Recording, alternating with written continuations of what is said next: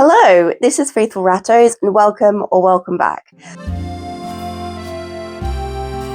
So apologies that today's video is late. Usually I upload on a Sunday and obviously today's Monday, but I thought that I would wait until the actual release of my book to do this video, to have it up, and so you can go and grab a copy of it if you want. So I wrote a children's book, if you don't already know.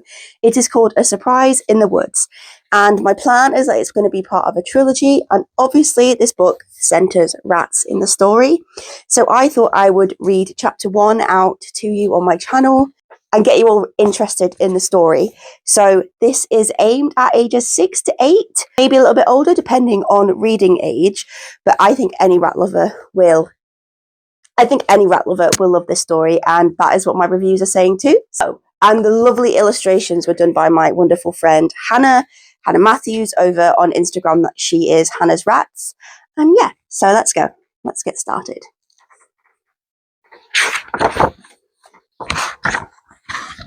I'll read you the dedication.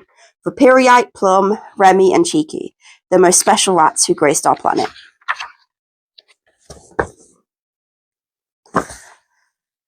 Chapter 1, A Surprise Friend. Golda did not expect that her weekend would end up this way.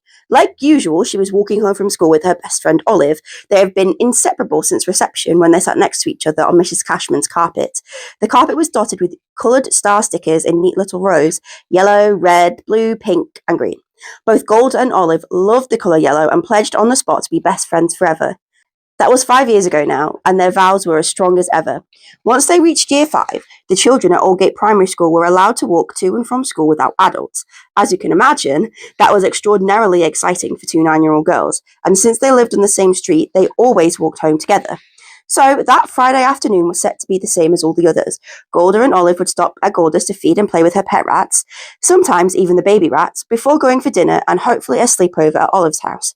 Rats might have pumped some people off, but Olive never once made Golda feel silly or weird for having them, even when Rupert from the class above used to call her sewer girl and stinky rat. Olive always stood by Golda's side and linked arms with her to make her feel better.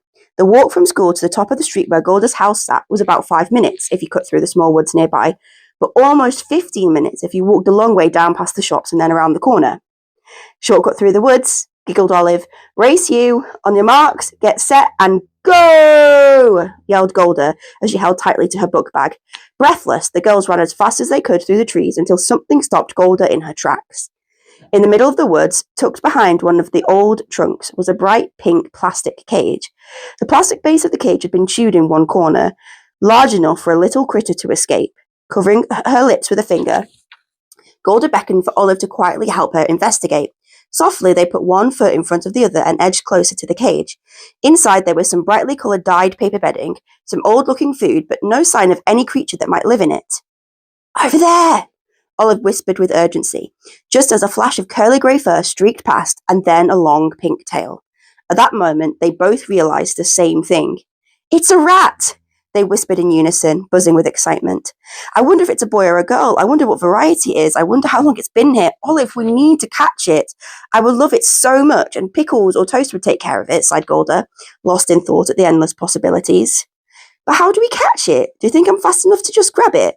I bet it's so scared out here all alone. My mum will know what to do, Golda said determinedly. Do you mind if we skip the sleepover today and catch the ratty instead? Well, duh, we can even make it a super secret bestie mission, grinned Olive. Plus your mum, of course, she added quickly, so she didn't sound too mean. Golda and Olive had never run home so quickly before, not the first day of year 5 when they were allowed to go home alone for the first time, or even the day that Toast had her babies. Golda had heard the eeps coming from the rat room the moment she opened her eyes in the morning before school. She knew not to disturb the mums and their little beans, so tiptoed across the landing and downstairs for breakfast. Mum promised her that after school they would check on Toast and the babies together. Baby rats were quite a normal thing for Golda, but that time it was special because Toast was her rat. Toast was a lovely Burmese Dumbo that she had named due to the fact she always tried to steal toast from Golda when she said hi to the rats in the morning. She loved the little rats so much and was delighted that she had babies. Golda was the perfect rat grandma and was such a good helper to Mum. Every evening she sensibly changed the water and added the vitamins to turn the water bottles yellow whilst Mum checked on the babies. Once they got a bit bigger and could play, Golda was chief baby player and made sure they knew people were good for playing with. She helped them to find the best homes to go to, and of course, named the ones they were going to keep. The girls flew down the road with excitement that was bubbling up inside of them. Golda's mum was preparing dinner for them when they burst through the door. Whoa, whoa, she smiled. What's got you girls so excited? Without even a pause, the two girls began talking over each other, and most of it was completely incoherent. In the excited jumble, Golda's mum could only make out a few words. Rat, woods, and please, mum. She saw the twinkle in Golda's eye that she had always had when she got excited about something. After they were done retelling what happened, they stood on the spot buzzing with excitement and expectation. Mom drew both girls into a warm hug as she whispered in their ears, I guess we have some preparations to make. I did not know what to expect from these people, and who could believe that the onus is on me? They were quite literally racing towards me. Of course I hid from them. Why would I trust them? I have not had much luck with people so far. People were how I landed in this catastrophe, after all. Oh, pardon me, how rude of me not to introduce myself. My name was Herbert Trotticus III at this point of the tale. Yes, I know what you're thinking. I am indeed a rat. In fact, this story is all about me and how I was brought back from the brink of ruin to a life of luxury. I do hope you enjoy my recounts. That is chapter 1 of A Surprise in the Woods by me, Ashley Hayward, and I'm so excited about this. You can now buy this for real. You can buy it and have it in your own hands. This is so exciting for me. It took me a long time to write it, and then this whole process of telling people about it and showing people the book and people buying it has just been so cool. And I'm just so excited. So there are 2 places you can buy it. So it was published on Amazon. So you can buy it from Amazon directly in any marketplace around the world that you are in. In the UK, the paperbacks will be $9.99 on Amazon, and the hardbacks will be $11.99. The pricing could be a little bit different. It could be $12.99, but off the top of my head, I'm not sure.